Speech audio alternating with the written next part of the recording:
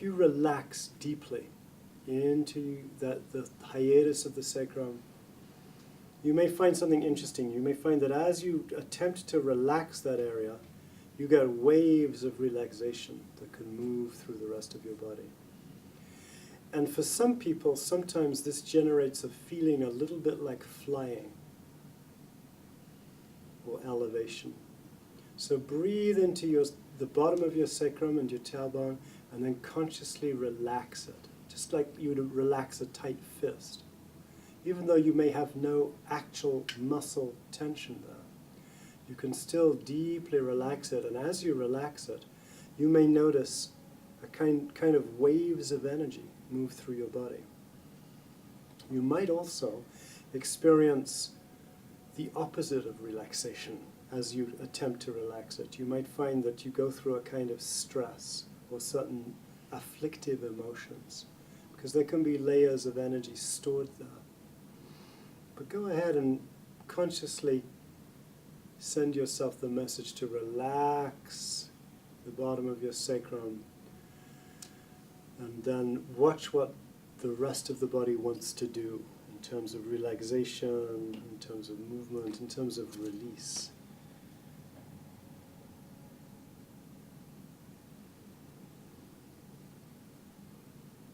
And see if you can hold in your mind the bottom of your sacrum and the top of your spine where it meets your skull. So go ahead, tune into that zone where your neck meets the back of your skull. If you need to put a finger there and feel it, that's totally fine to do. And then bring this relaxation into that area, right where your skull meets your neck. And to open that area, you might want to drop your chin down just a little bit and elevate the back of your head just a little bit, to just stretch it open a little bit. Now as you do that, put your mind there and relax it. And also put your mind down into the base of your sacrum, the S5, the hiatus of the sacrum, and relax that. See if you can relax them both. And you might notice that they both have a kind of pulsing quality, a pulsation. See if you can let yourself feel that pulsing quality, or you might feel your heart beating in these two areas, or it might be a different kind of pulse. And see if you can relax more and more deeply into those two areas.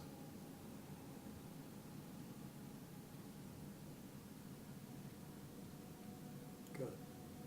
So we're going to bring our awareness from the hiatus of the sacrum up into the sacrum, a little higher. So now breathe into your whole sacrum, and if you want, you can put your hands on your sacrum, and it's very easy to feel your PSISs. You put the fingers flat and you make some circles, and it'll be as easy to feel it on your body as it was on somebody else's body. So you can get a sense of where your sacrum is physically. And breathe into your sacrum. And breathe up the inside of your sacrum. If you've got a line going from your tailbone up the inside of your sacrum, put your mind into the inside. This is an area of the body which people very rarely feel into. Feel into the inside of the sacrum.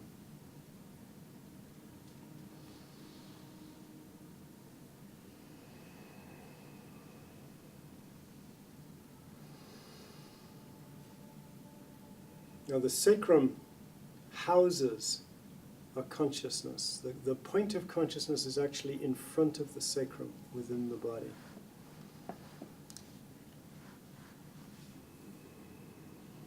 In some traditions, this is a goddess, and she lives inside a triangle shape, which of course is the sacrum shape. See if you can breathe towards the inside, the front of the sacrum, facing into your body. And actually relax into that area. Relax into the consciousness that's attendant to your sacrum. It's protected by your sacrum.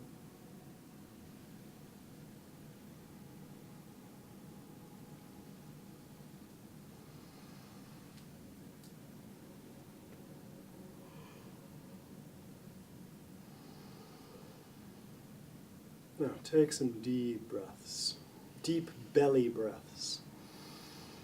Let your body start to move again a little bit. Let yourself have a little bit of a rocking action. Breathe in and expand your belly. Move your body around if you need to. Sinking your consciousness into the sacrum can almost knock you unconscious, even in a seated position, because the sacrum is very much a part of how consciousness descends in order to enter into sleep. It's connected to it. So, now we're going to breathe into the belly. Let the belly expand. Let the belly expand to the front of your belly. And you can put your hands next to your navel if you want. And breathe in and let your belly expand. And when you breathe out, let the belly sink and expand some more. So you breathe in, you expand the belly a little. You breathe out, you let the belly just sink. And it even can expand going downwards a little bit. Deep, full breath, really utilizing your breathing capacity. And then maybe putting your hands on the side of your belly so that you fill up the sides of your belly as you breathe in. You expand into the sides of the belly.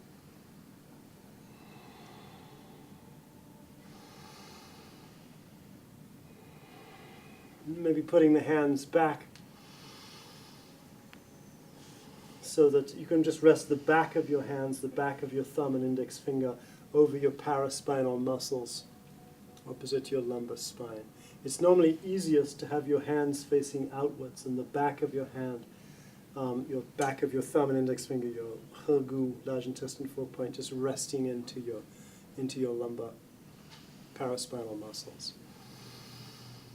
So breathing into your lower back, so you take deep breaths. Breathe into your lower back.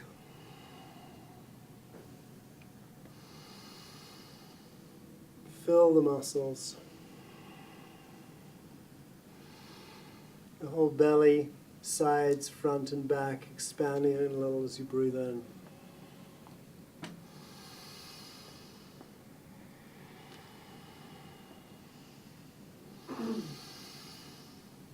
Now I'm going to ask you to locate your L5. And to do that, you can rock back and forth. You can put your hands as fists so that the thumb and index finger press into the area of L5S1, press into the top of your sacrum, and rock a little bit back and forth as you breathe so you feel the hinging, the articulation, which for most people is L5S1. Sometimes it's a little different, but for most people you can get a nice articulation, a nice hinging right there. Now breathe into L5. That means you're going to take the energy up through the sacrum to the first lumbar vertebrae, and this lumbar vertebrae actually has to do with structure. But it's a mobile structure because you can turn. So slightly turn your waist from side to side whilst breathing deeply into that last lumbar vertebra. Feeling how it articulates. It does something very magical. It's why it's both metal and air. It articulates between great stability and lots of movement.